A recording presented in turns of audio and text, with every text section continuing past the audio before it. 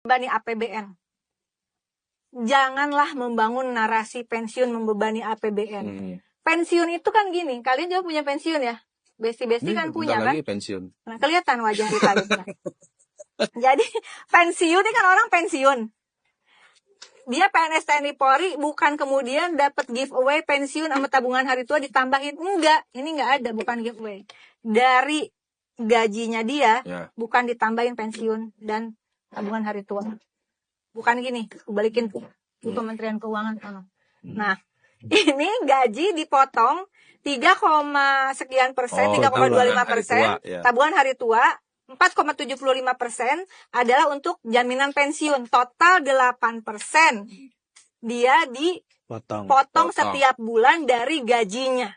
Jadi sumber tabungan hari tua dan dana pensiun uang dia sendiri adalah uang pekerja. Bukan uang APBN. Iya, tapi kan mereka ini dalam konstruksi dia sebagai pekerja negara, PNS TNI Polri, pemberi kerjanya negara, swasta aja pemberi kerja ada cost sharingnya, tapi tidak di tabungan hari tua dan di jaminan pensiun itu adalah 100% milik pekerja. Lalu persoalannya apa? Persoalannya bahwa APBN itu harus menambal dana pensiun. Ini bisa krisis moneter loh kayak di Yunani akibat salah kelola dana pensiun.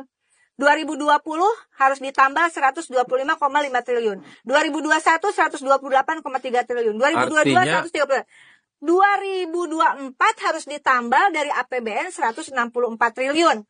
Dan 2025 diproyeksikan harus ditambal 175 triliun. Pertanyaannya, itu dana yang dipotong orang kerja puluhan tahun, duitnya kemana? Pertama, yang kedua, bagaimana model investasinya? Lu investasikan kemana? Kok sembarangan investasinya? Ingat loh, ini asuransi sosial, beda pengelolaannya dengan asuransi komersial. Ya katanya mereka PNS TNI Polri kan, maksudnya biar ada manfaat juga dipotong kok. Katanya biar ada manfaat pensiunnya makin gede. Terus kemudian makanya itu pengelolaannya banyak yang salah menempatkan dana. Akhirnya kan yang dirugikan yang pekerja salah juga. Kan bukan pensiunannya. Iya betul, pengelolanya. Jangan, makanya itu kekerasan simbolik loh.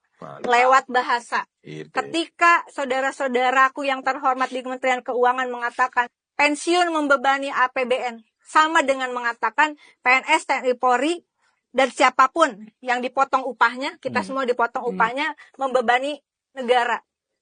Membebani negara itu ketika orang yang mengelola duit potongan upah kita nggak amanah.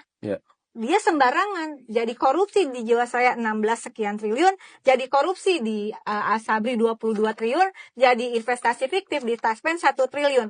Terus apa solusinya? Solusinya yang ditawarkan adalah kemarin bagaimana quote and quote menyalurkan pensiun itu langsung oleh Kementerian Keuangan. Langsung. Kan harus ada dana pensiunnya. Iya. Ada pengawas lah. Itu benar. Benar di Komisi 11. Benar. Mana itu tadinya bagannya rapat kemarin nih, ini baru. Tanggal 7 ya. Rapat tanggal 7 Februari 2025, Direktur Jenderal Perbendaharaan DJPP Kemenkyu Astra Primonto Bakti mengatakan merencana mengambil alih pembayaran pensiun. Oh, pembayaran. Iya. Pengelolaannya dana pensiun tetap ada kan? Kan ada OJK tuh yang mengawasi. Ya kalau misalnya uang itu pertama, makanya tadi ya balik lagi ke tata hukumnya ya. Emang ada resolusinya pembayaran oleh Kemenkyu. Makanya. Dana asuransi sosial. Itu dulu dong cek bahwa ini persoalan bagaimana APBN dibebani. Tunggu, ini baru usulan atau risalah rapat? Enggak, ini udah. Belum, nanti dia akan belum jadi putusan ya. Baru usulan. Kalau enggak keburu diputusin mah. Semoga tidak segera diputuskan setelah diomongin di lanturan. Gitu kan kira-kira? Iya, karena itu ada duit total THT sama dana pensiun di unaudited cut off 2024 total 448,75 triliun. Berarti dia menarik dana dong. Aku tidak mau berasumsi ya. Tapi itu nggak bisa Nggak mungkin kan? Benerin.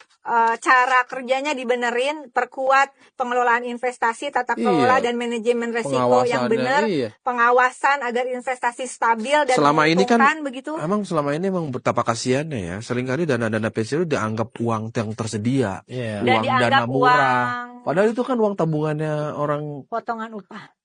Emang kita regulasinya nggak cukup? Mungkin jangan-jangan regulasinya sudah cukup, tapi pelakunya yang rada-rada kurang-kurang ajar. Ya, kurang. Ayo, apa kurang adanya? Hati ya. Maksudnya nggak punya. Saya bilang kemarin nggak punya hati aja.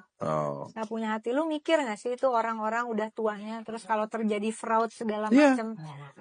Resiko atas investasi. Oleh karena itu di dalam filsafat, perjumpaan dengan korban itu menjadi penting.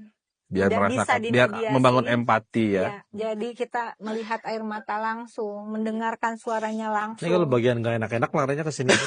Kamu sensitif. Iya, air mata. Kelihatan mukanya muka susah banget. Apa sih?